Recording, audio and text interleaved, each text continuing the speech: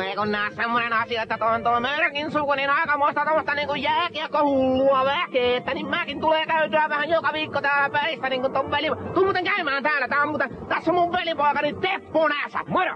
Siinä on Meinaari Rautanen kaveri. Itsekin Kankasalan voitossa palas pokkina silloin kun Semunin pojakin siellä pyöritteli ja jutteli.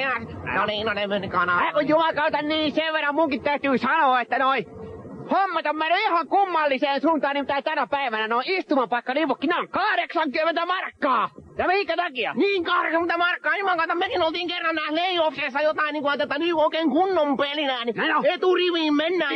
Mitään muuta ei nähty kuin Toronton mailarivi, kato, ja vähän tulosta ollut yläreunaa, että varmaan vakuuttaa. Pelivälinettä ei nähty kertaakaan. Vaikka sen ainoan kerran, kun tuli Teppo Kaala. Näin kerrankin kun oltiin nääs istumapaikoilla, niin jumakauta ei nähty senkään vertaa. Ei oltu mitään istumapuun seisomapaikka. Niin, mutta Urkuri veti kato vaan vierestä ja seuraavan päivän aamulehdestä luettiin, että 1-1 oli pelipähkön.